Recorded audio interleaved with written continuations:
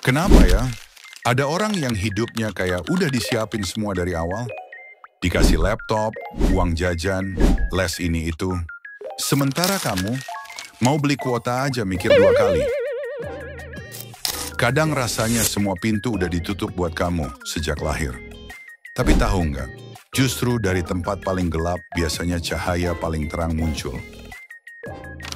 Pernah nggak kamu duduk di kelas, lihat teman kamu jajan boba tiap hari, uang jajannya bisa 2 juta sebulan. Sementara kamu, 10.000 aja itu udah syukur. Kadang cuma cukup beli air putih. Kadang malah nggak bawa apa-apa kecuali rasa malu.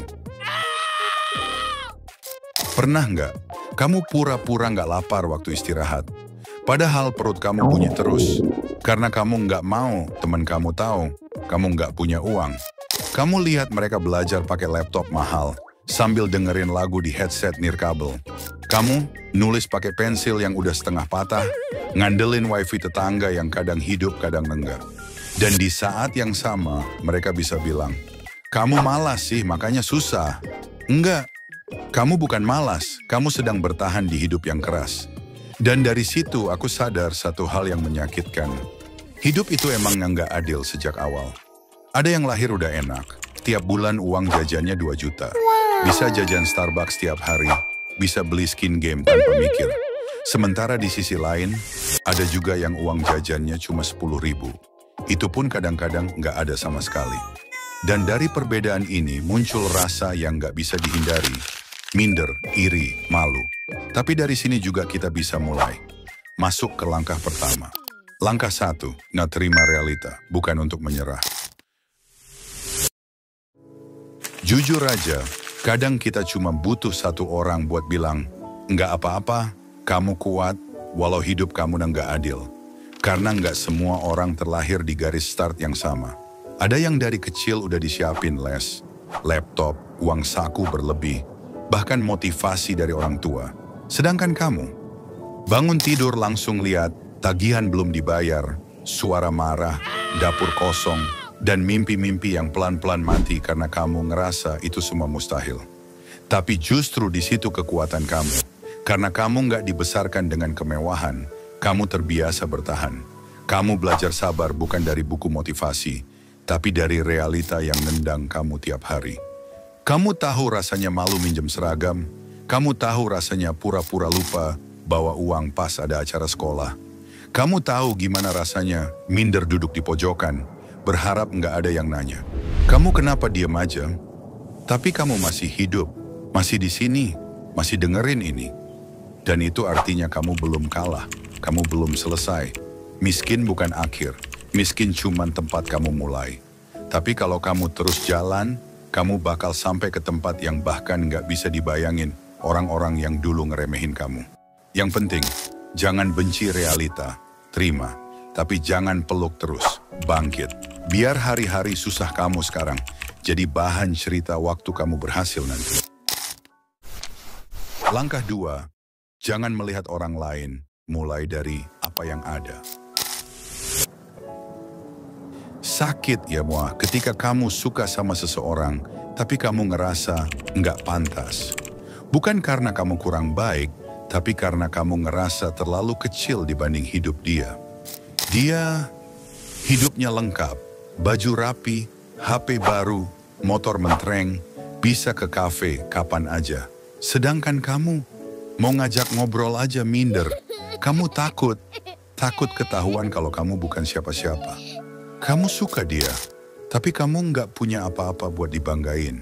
Dan dunia terus bilang, orang kayak kamu, mana bisa punya mimpi segede itu. Tapi gini, tahu nggak yang lebih penting dari punya semuanya? Punya kemauan untuk mulai dari nol. Karena banyak orang kaya yang cuma mewarisi, bukan membangun. Tapi kamu punya peluang buat jadi orang yang membuktikan, dari kosong pun bisa jadi sesuatu. Mulai dari apa yang kamu punya sekarang. HP kentang, gas. Suara bagus tapi nggak punya mic. Rekam aja pakai headset murah. Nggak punya uang buat les. Gali ilmunya dari YouTube, dari komunitas gratis, dari orang-orang yang juga mulai dari bawah. Nggak perlu jadi keren buat mulai. Kamu mulai dulu, baru nanti jadi keren. Mungkin sekarang dia nggak lihat kamu. Tapi nanti, ketika kamu berhasil karena kerja kerasmu sendiri, bukan karena warisan, bukan karena koneksi, kamu akan jadi orang yang justru mereka kagumi diam-diam. Karena yang dimulai dari bawah itu justru paling kuat, paling tahan banting, paling tulus. Jadi jangan tunggu sempurna, mulai aja. Biar waktu yang buktikan kamu layak dilihat, layak dihargai, bahkan layak dicintai. Langkah 3, telan rasa pahit, bangun diri jadi bernilai.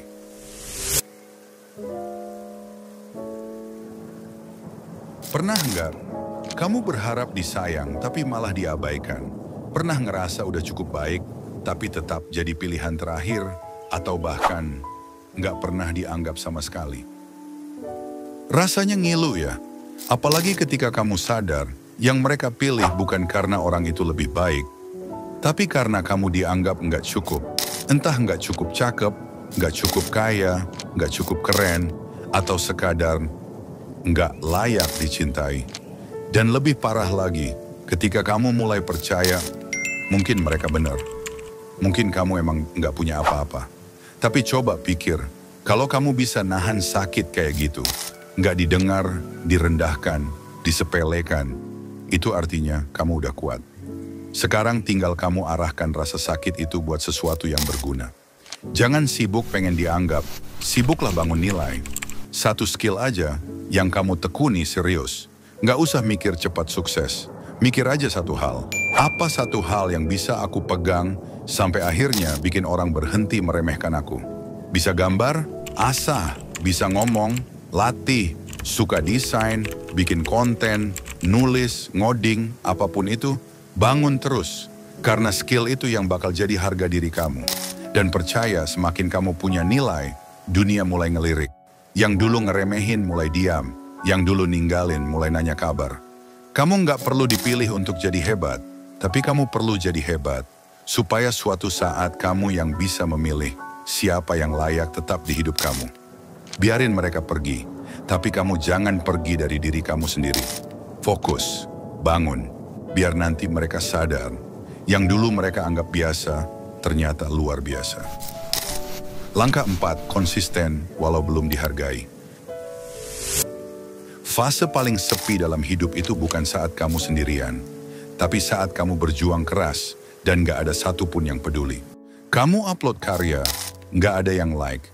Kamu posting hasil kerja kerasmu, gak ada komentar.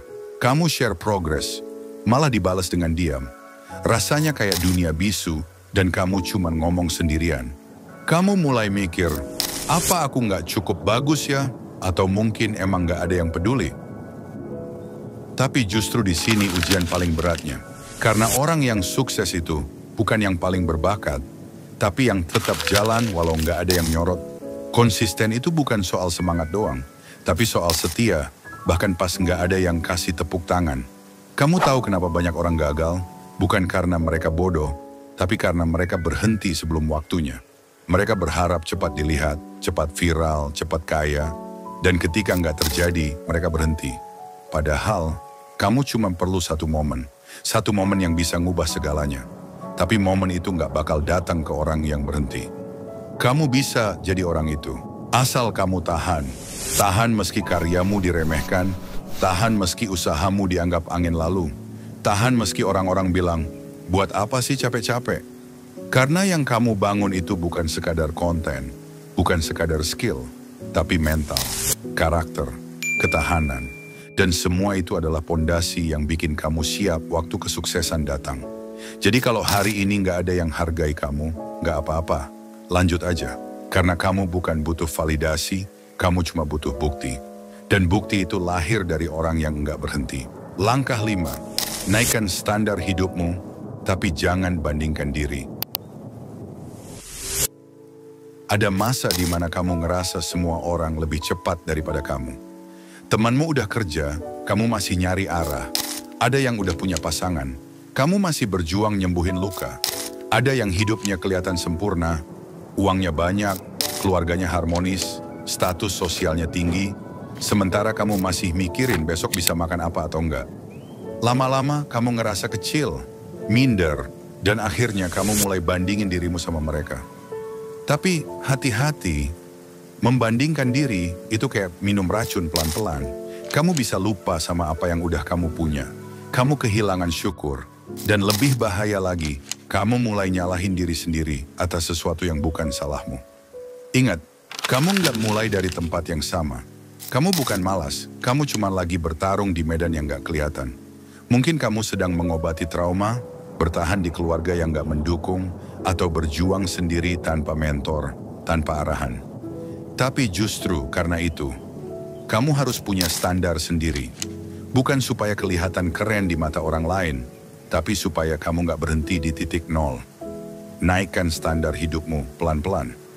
Misal, kalau dulu kamu bangga bisa bangun jam 10 siang, sekarang targetin diri bangun subuh.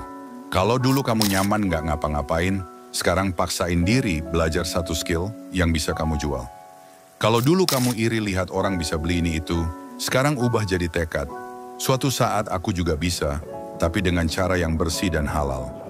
Karena hidup bukan tentang siapa yang lebih dulu finish, tapi siapa yang tetap di lintasan, walau harus jalan kaki sendirian. Yang kamu kejar bukan validasi, tapi peningkatan. Dan sekecil apapun peningkatan hari ini, itu tetap langkah maju. Dibanding kemarin kamu yang nyaris nyerah. Kamu bukan cuma sedang hidup, kamu sedang membangun sesuatu. Kamu yang hari ini nahan lapar, diam-diam belajar, ditolak berkali-kali, dikatain gak bisa. Semua itu bukan sia-sia, itu fondasi.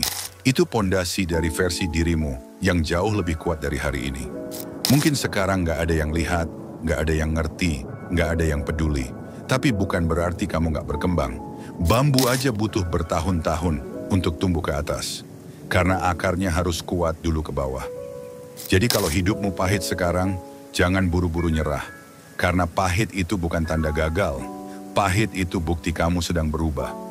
Dan kalau kamu bisa bertahan di masa tersulit ini, kamu nggak cuma akan jadi orang sukses, tapi juga jadi orang yang layak dihargai. Karena kamu tahu rasanya jatuh, ditinggalin, dan tetap bangkit sendirian. Tetap jalan, meskipun pelan. Karena selama kamu nggak berhenti, kamu masih di jalur. Kalau kamu merasa konten ini nyentuh kamu, jangan cuma disimpan. Bagi ke orang lain yang mungkin sedang di titik terendahnya juga. Siapa tahu, satu video ini bisa jadi alasan dia buat bertahan. Terima kasih yang udah dengerin sampai akhir. Jangan lupa like, subscribe, dan komen agar kita bisa saling support.